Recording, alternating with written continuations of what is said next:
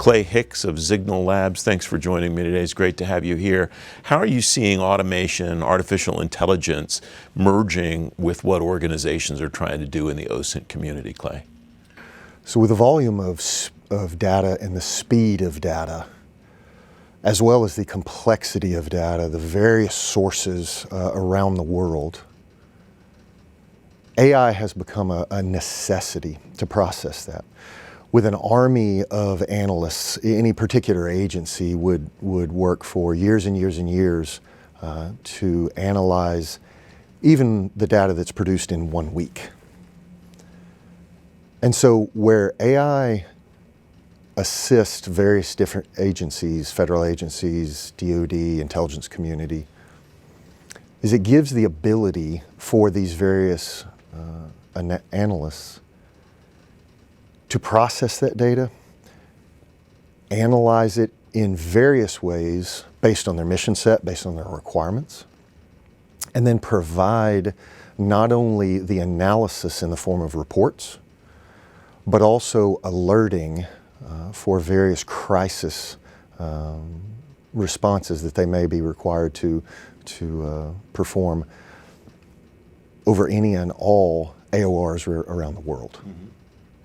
And so that speed and that volume of data acts as both an advantage as well as a danger.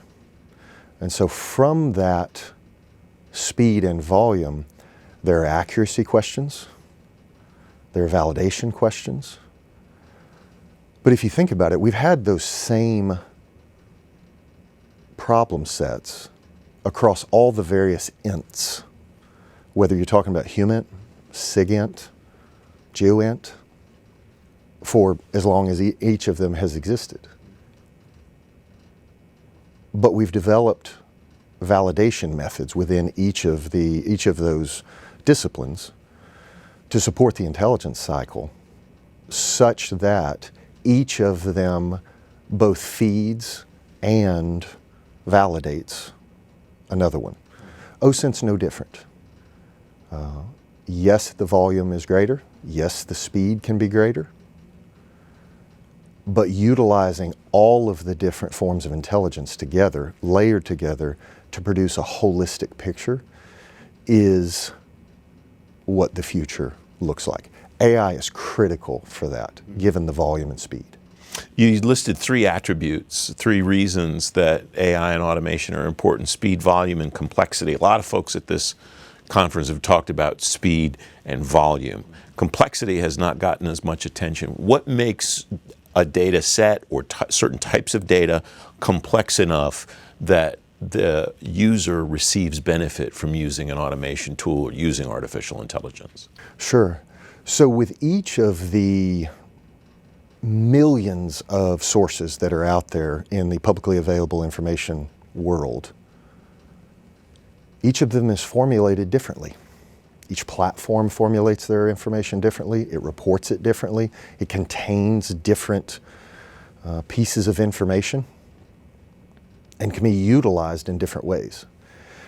One of the piece that increases the complexity is how do you then process all of this data with its different schema, its different content, in a way that the same one analyst can see much of this data in maybe not a single screen, but a handful of screens or a handful of visualizations, so that they can begin to wrap their mind around not only what the problem set is, what the key components of that problem set are, but then what should be done about it, so that when the analytical reports come out, decision makers can actually utilize the information that's come in and the analysis that's been done to make effective decisions for not only geopolitical, tactical, large-scale strategic, all the way down to very, very specific neighborhood by neighborhood questions and decisions that they must ask of the data. Mm-hmm.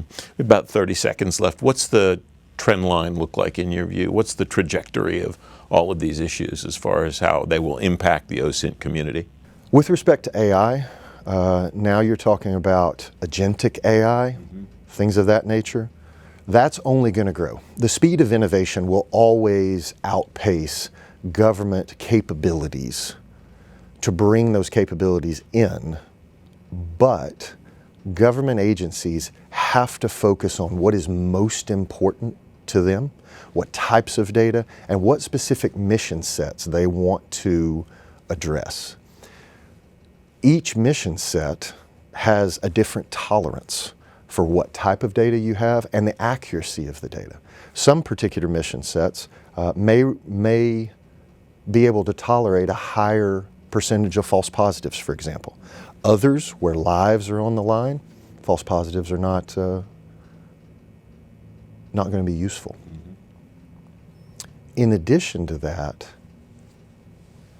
the ability to take, again, back to volume of data and speed of data, you have to align that with your specific mission set, because data is not data. AI is not AI. Things are very specific. A particular example of that is, for the longest time, most of your open source information was text or narrative based. Now, with the change in conversation styles around the world, a growing percentage of your conversation and reporting and information is based in images or videos only, with no post-text involved. So if you find yourself conducting open source information on narrative sources only, you're missing a huge percentage. And that specifically requires AI to function within computer vision, optical character recognition, and various object detection capabilities. Clay, it's great to have you here. Thanks for joining me. I appreciate it. Thank you very much. It's been good to be here.